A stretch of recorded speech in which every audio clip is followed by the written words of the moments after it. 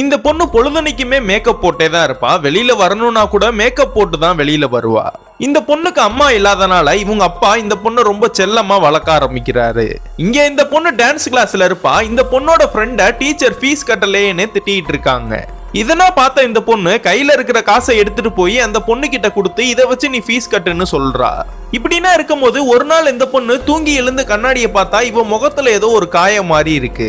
உடனே பயந்து போய் அவங்க அப்பாவை கூப்பிட்டு சொல்லி 2 பேருமே டாக்டரை போய் மீட் பண்றாங்க. இது ஒரு வித்தியாசமான ஸ்கின் டிசீஸ். இதை குணப்படுத்துறது ரொம்ப கஷ்டம் தான். இருந்தாலும் நான் மெடிசன் எழுதி தரேன் பாப்போன்னு சொல்றாங்க. இந்த பொண்ணு காலேஜுக்கு போறப்ப கூட ஃபேஸ்னா தெரியக்கூடாதுன்னு ஷாலை வச்சு க்ளோஸ் பண்ணிட்டு தான் போறா. இந்த பொண்ணோட ஃப்ரெண்டு இவளை கூப்பிட்டு ஷாலை இறக்கி பார்த்தா ரொம்ப பெரிய காயமா இருக்கு.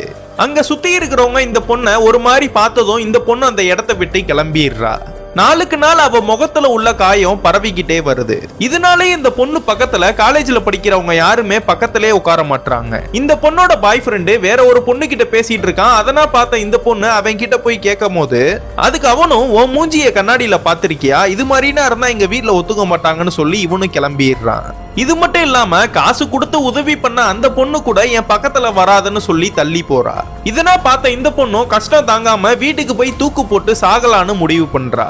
அந்த நேரம் பார்த்து அவங்க அப்பா அந்த இடத்துக்கு வந்து இந்த பொண்ணை காப்பாத்திடுறாரு.